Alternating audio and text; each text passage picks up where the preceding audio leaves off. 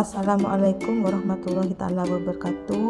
Kami ingin mempresentasikan hasil diskusi kelompok kami pada modul 1.1.A.5 tentang konteks sosiokultural yang relevan dengan pemikiran Ki Hajar Dewantara.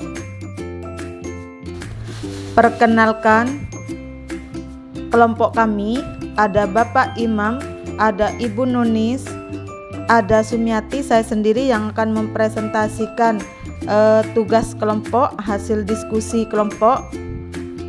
Ada Ibu Kurniati, ada Ibu Anissa, dan ada Bapak Slamet. Tujuan dari pemikiran Ki Hajar Dewantara yaitu peserta mampu menemukan nilai-nilai luhur kearifan budaya daerah asal yang relevan menjadi penguatan karakter murid sebagai individu sekaligus sebagai anggota masyarakat. Yang pertama, apa kekuatan konteks sosiokultural di daerah Anda yang sejalan dengan pemikiran Ki Hajar Dewantara? Yang pertama yaitu kerapan sapi.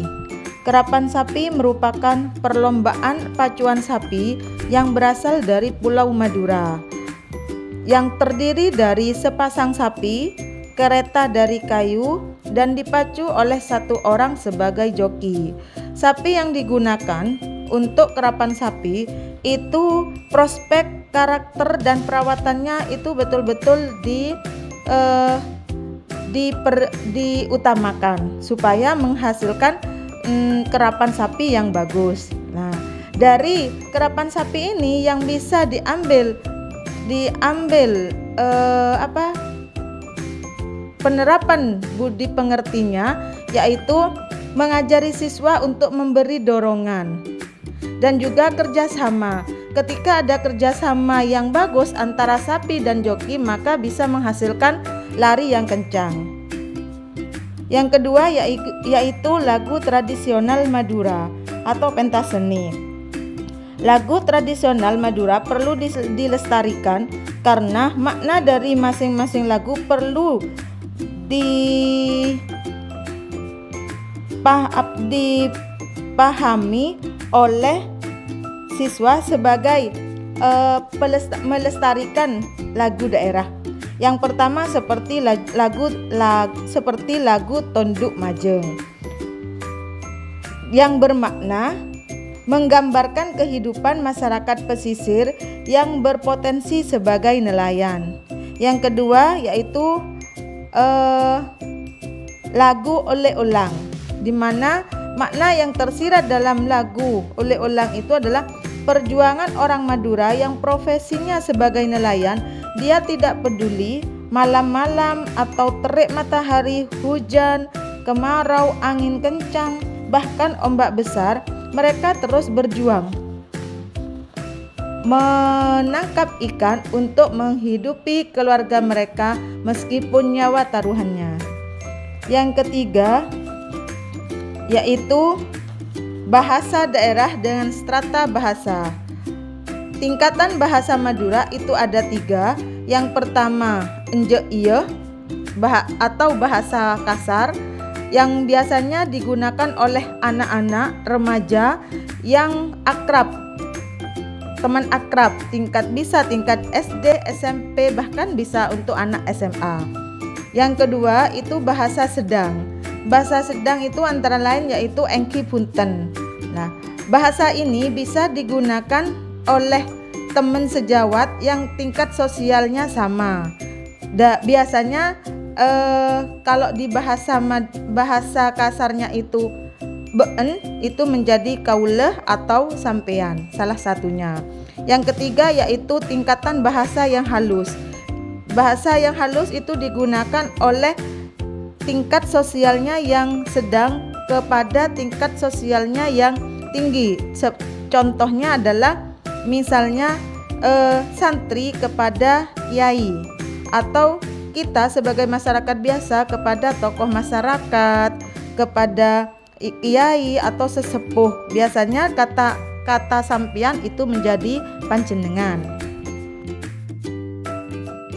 Yang kedua, bagaimana pemikiran Ki Hajar Dewantara dapat dikontekstualkan sesuai dengan nilai-nilai luhur kearifan budaya daerah asal yang relevan menjadi penguatan karakter murid sebagai individu sekaligus sebagai anggota masyarakat pada konteks lokal sosial budaya di daerah Anda. Yang pertama yaitu merancang pembelajaran yang berpusat pada anak. Kita sebagai guru itu harus memerdekakan anak dan harus memanusiakan manusia. Di dalam hal ini adalah siswa. Jadi kita pada saat pembelajaran harus merancang pembelajaran yang memusatkan yang berpusat pada anak. Yang kedua, menanamkan nilai-nilai karakter pada anak.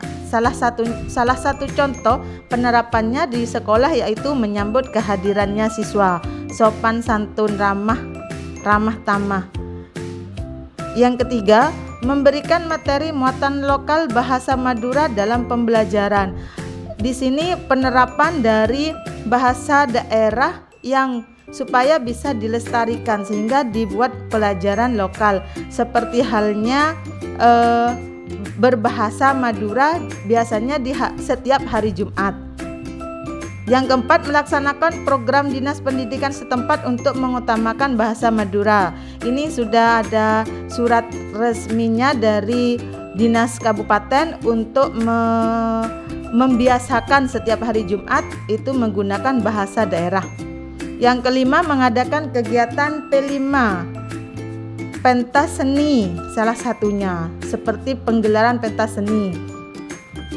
Yang keenam yaitu dengan pembiasaan positif di sekolah. Di sekolah kami itu sudah membiasakan siswa sebelum masuk ke kelas, baru datang dari rumah itu biasanya sudah mendengarkan lagu Asmaul Husna dan juga surat-surat pendek. Setelah masuk ke kelas sebelum jam pelajaran pertama itu dibiasakan membaca Asmaul Husna.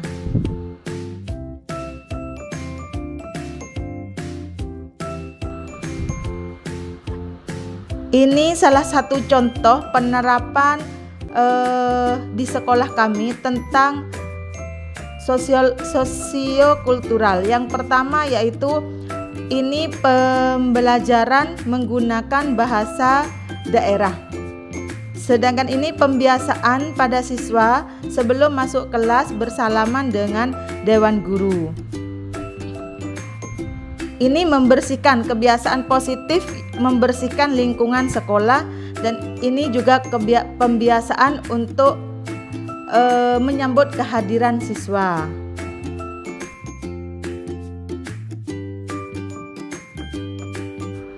Yang ketiga, sepakati satu kekuatan pemikiran Ki Hajar Dewantara yang menebalkan laku murid di kelas atau sekolah Anda sesuai dengan konteks lokal sosial budaya di daerah Anda yang dapat diterapkan.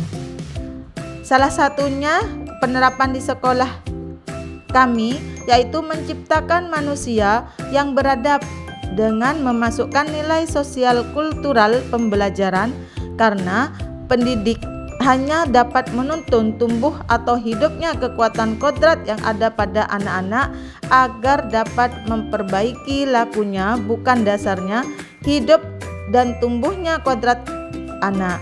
Jadi kita sebagai pendidik itu harus menuntun dan mengarahkan tumbuh kembangnya anak supaya anak itu tetap terarah berdasarkan kekuatan kodratnya yang ada pada dirinya. Demikian presentasi dari kelompok kami. Terima kasih. Wassalamualaikum warahmatullahi wabarakatuh.